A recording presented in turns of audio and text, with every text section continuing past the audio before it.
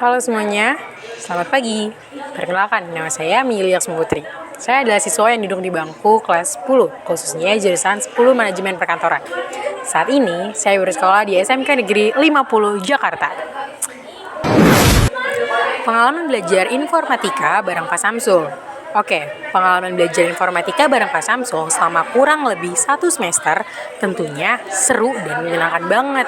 Tetapi sebelum menjadi semenyenangkan itu, tentunya awal-awal berat untuk saya menerima pembelajaran informatika. Karena banyak banget tuh kosakata baru yang baru saya kenal dan baru saya dengar. Nah, tapi lama-kelamaan saya mencari tahu dan memperdalam ilmu informatika.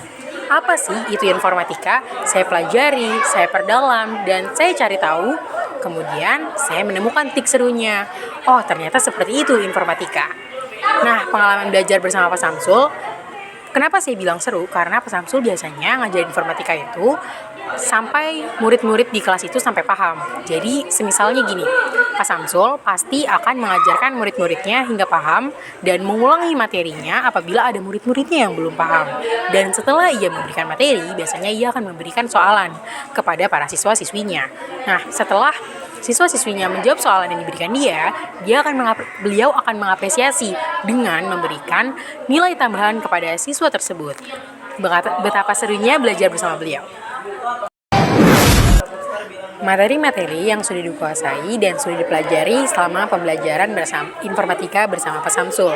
Yang pertama ada algoritma dan flowchart, kemudian ada logika matematika, lalu ada computational thinking, kemudian ada sistem bilangan, lalu ada software, hardware, dan brainware, kemudian ada fungsi-fungsi shortcut dari keyboard, dan juga kita mengenal fitur-fitur yang ada di Microsoft Word. Pada algoritma, kita belajar mengenai urutan langkah-langkah untuk menyelesaikan masalah yang logis secara sistematis. Nah, algoritma itu dapat difungsikan untuk memecahkan masalah yang rumit. Yang kedua, dapat memudahkan dalam pembuatan program. Dan juga yang ketiga, dapat membuat program yang besar menjadi program yang lebih sederhana. Flowchart merupakan bagan alir yang menggambarkan suatu program yang akan diproses dari awal hingga akhir. Flowchart terbagi menjadi 3 bagian besar. Yang pertama, input, proses, dan output. Nah, flowchart itu memiliki 5 jenis. Yang pertama ada flowchart system. Yang kedua ada flowchart schematic. Yang ketiga ada flowchart paperwork. Dan yang keempat ada flowchart proses. Dan yang kelima ada flowchart program. Selanjutnya, logika matematika. Logika matematika merupakan landasan atau penalaran berpikir untuk mengambil keputusan. Logika matematika berasal dari bahasa Yunani, yaitu yang berarti logos, yang artinya kata.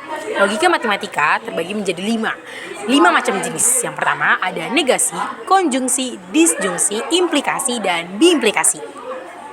Computational thinking atau berpikir komputasional. Nah, computational thinking atau berpikir komputasional ini merupakan proses penyelesaian masalah secara efektif dan efisien. Biasanya orang-orang melakukan proses berpikir computational thinking ini sebelum ngoding. Nah, computational thinking ini terbagi menjadi 4 landasan. Yang pertama yaitu dekomposisi.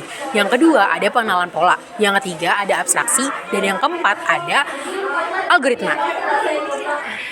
Sistem bilangan. Pada sistem bilangan, kita diajarkan untuk mengubah dan mengonversi bilangan, baik itu biner, oktal, desimal, maupun heksadesimal. Software, hardware, dan juga brainware. Hardware merupakan perangkat keras yang digunakan untuk menjalankan komputer. Hardware contohnya seperti CPU, modem, monitor, keyboard, ataupun mouse. Selanjutnya ada software. Software merupakan perangkat lunak yang digunakan untuk menjalankan komputer. Nah, contoh dari software ini seperti Microsoft Office Word, Microsoft Office PowerPoint, dan juga Microsoft Excel, dan masih banyak lainnya. Kemudian ada brainware. Brainware ini adalah orang-orang yang menjalankan hardware dan juga software.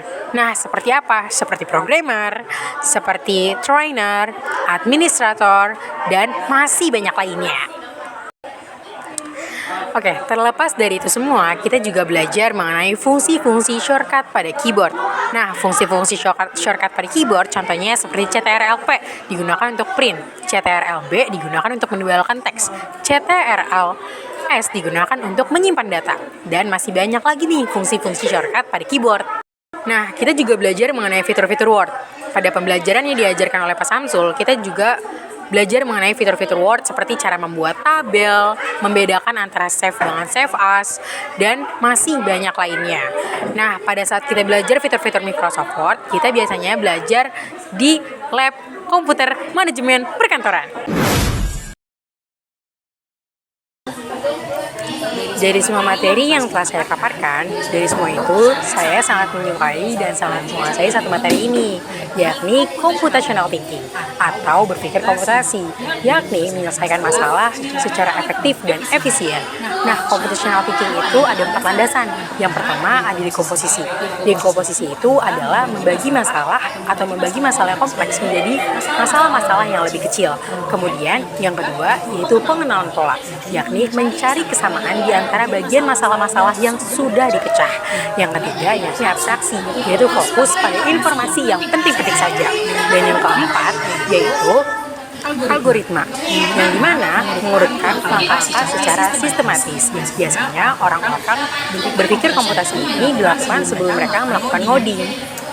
Nah, setelah saya memaparkan semua materi informatika atau pembelajaran informatika selama bersama Samsul yang berlangsung selama 1 semester, saya mendapatkan kemajuan untuk meningkatkan cara belajar saya. Seperti saya mungkin akan cara belajar saya yang akan saya tingkatkan, yakni seperti saya akan membuatkan catatan-catatan yang efektif ketika sedang pembelajaran informatika. Saya akan membuat catatan, kemudian akan saya baca berulang, dan juga saya tidak akan terfokus hanya pada sumber sekolah saja, tapi juga saya akan membaca buku, e-book, dan sumber-sumber Google lainnya. Mungkin seperti itu cara belajar yang ingin saya tingkatkan. Sekian dari saya. Wassalamualaikum warahmatullahi wabarakatuh.